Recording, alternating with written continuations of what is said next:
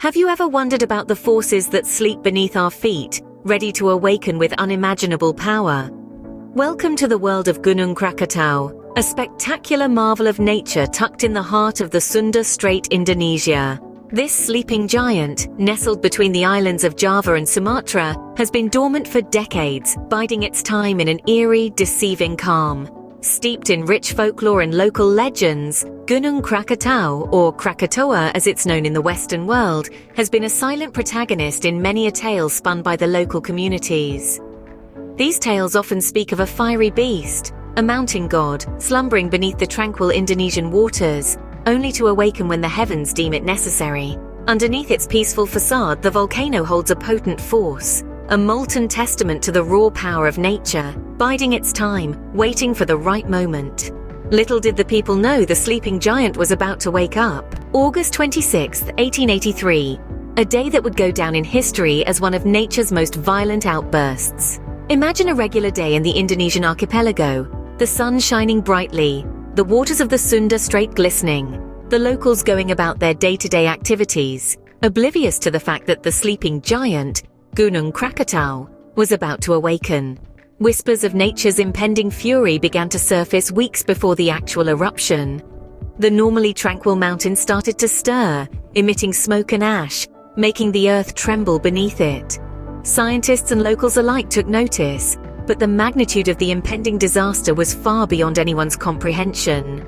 On that fateful day in August, the first explosion rang out, a sound so deafening it was heard as far away as Australia. The sky darkened as Krakatau spewed forth a cloud of ash and pumice, reaching heights of over 20 miles. The once serene Sunda Strait was now a theatre of nature's raw power.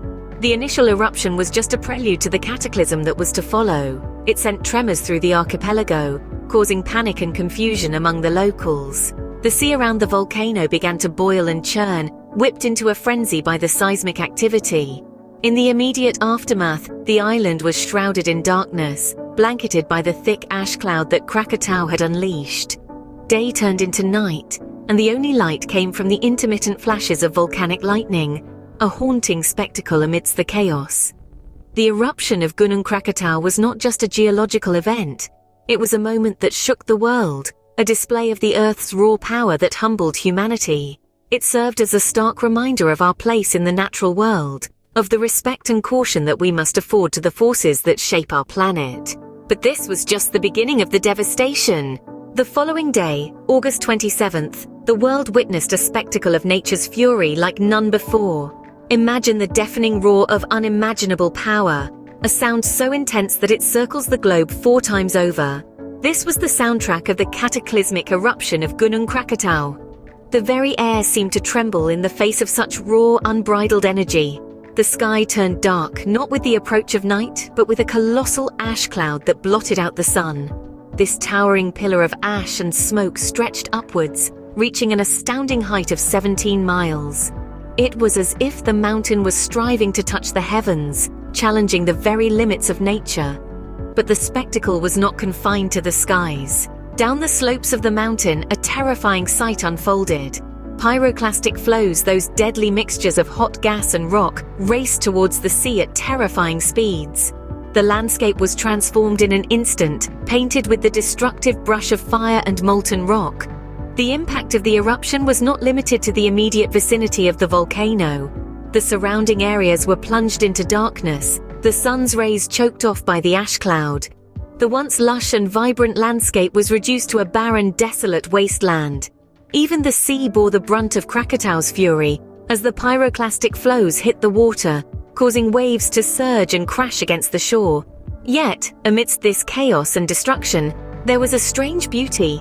The raw power of nature, the sheer scale of the event, was awe-inspiring. It was a stark reminder of the forces that have shaped our world, a humbling demonstration of the power of the planet we call home. Krakatau had unleashed its full wrath, but the aftermath was yet to be felt. The eruption was over, but the devastation it caused was far from it. The aftermath of the mighty Gunung Krakatau's eruption was a scene of utter destruction. Its explosive force had triggered tsunamis, causing waves as high as 100 feet to crash onto the shores of surrounding islands. The loss of life and property was staggering. Entire villages were wiped off the map, their inhabitants caught unaware by the ferocity of the waves. It was a tragedy of immense proportions, a stark reminder of the unbridled power of nature. But the effects of the eruption weren't confined to the immediate vicinity. The colossal amount of ash and sulfur dioxide spewed into the atmosphere had global implications. The particles spread across the globe, causing a significant drop in global temperatures. The world had not seen such a climatic event since the eruption of Mount Tambora nearly a century earlier. The year following the eruption was marked by unseasonably cold temperatures, leading to crop failures and food shortages in many parts of the world. Even the skies bore witness to the eruption's aftermath. For several years following the eruption, vivid red and orange sunsets were observed worldwide, a direct result of the high-altitude dust particles scattering the sunlight. The legacy of Gunung Krakatau, however, is not just one of destruction. Today, more than a century later, the island is a living testament to nature's resilience. From the ashes of the old, a new island, Anak Krakatau, or Child of Krakatau, has risen. It serves as a natural laboratory for scientists studying volcanic activity and ecological succession, the process by which life returns to an area after a catastrophic event. In its ferocity and aftermath, Gunung Krakatau unforgettably underscored the raw power of our planet. Its legacy is a poignant reminder of our place in the natural world, of our vulnerability and resilience in the face of nature's might. Gunung Krakatau, a testament to the awe-inspiring yet devastating power of nature,